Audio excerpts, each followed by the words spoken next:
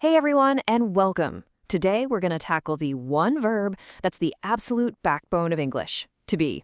Seriously, it's the key to talking about, well, pretty much everything. Who you are, how you feel, all of it. Stick with me, and by the end of this, you'll be using it like you've been doing it for years. So let's dive right in. All right, especially for all my Spanish speakers out there. You know the struggle, right? That constant question in your head, do I use ser or a star? Well, guess what? I've got some amazing news for you. English just throws all that complication out the window. We use one verb, to be, to do the job of both. The only thing you gotta do is get a handle on its few different forms. Let's just jump into a super common mistake to see what I mean. In Spanish, it makes perfect sense to say you have years, right? Tengo 25 años.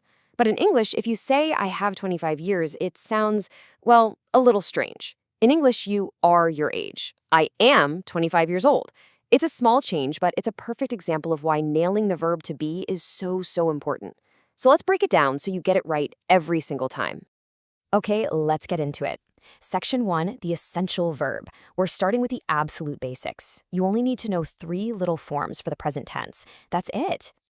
And here they are. No, seriously, this is it. For the whole entire present tense, these 3 words are all you need. Am, are, and is. So simple, right? Let's just say them out loud. It's I am, you are, he, she, or it is, and then we are and they are. That's it. Just lock these pairs into your brain and you've basically built the entire foundation you need. All right, moving on to section 2, who you are and how you are. So now we've got the forms down, right? Let's look at all the cool stuff you can actually do with them. You're about to see how this one tiny verb can literally describe your entire world. Okay, first up, your identity and your job. This is how you tell people who you are and what you do. For example, I am a teacher, or maybe you are a student. He is a doctor. See?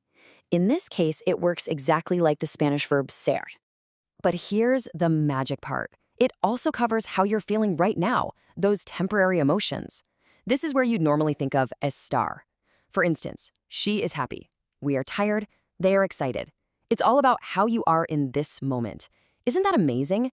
The same verb covers who you are permanently and how you feel temporarily. And what about where you're from? Yep, you use to be for that too. Your origin or nationality. So you're not of a country, you are from there. They are from Spain. I am from Ecuador. Super simple, super direct. And just like estar, you use to be to talk about location. It's how you say where something or someone is. I am at home. The keys are on the table. Easy, right? Okay, let's circle back to talking about age. Remember that rule from the beginning?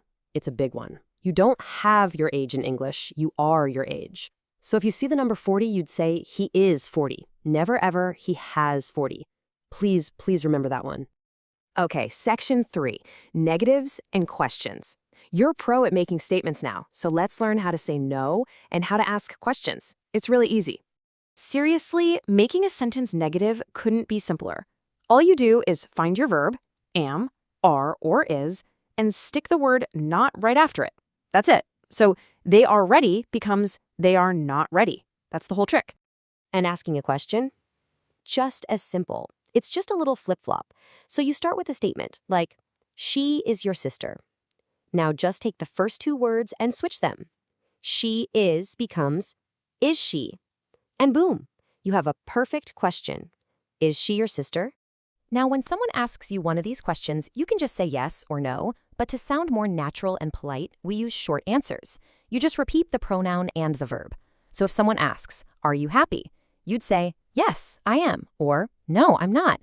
It just sounds so much better than a flat yes. All right, section 4 is all about the shortcuts. These are the contractions. If you really want to sound like a native speaker, you need to pay close attention here. This is the good stuff. Okay, so in real everyday conversations, we almost always shorten these words. We mash them together. So I am turns into I'm. You are becomes your. He is just he's. Getting comfortable with these is going to make your English sound way more natural, instantly. So for example, you almost never hear a native speaker say the full I am tired. It sounds a bit robotic. Instead, you'll always hear I'm tired.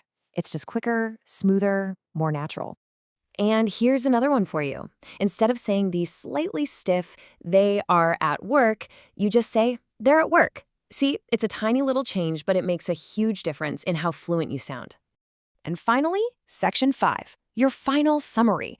We've gone through a lot, so let's do a super fast recap to make sure it all sticks. This is everything in a nutshell. Okay, quick review. Remember, to be is your Swiss Army knife of verbs. You use it for your identity. I am Carlos. Your profession. She is a doctor. Your age. I am 30. Your nationality. They are Ecuadorian. Your location. We are at home. And your feelings or states. I am tired. It's that one single verb that does the work of both ser and estar. Amazing! So there you go. You've officially got the most important building block of English grammar under your belt. It's the foundation for everything else. So the real question is, what are you going to build with it? Get out there, start talking, start describing your world. Thanks so much for joining me.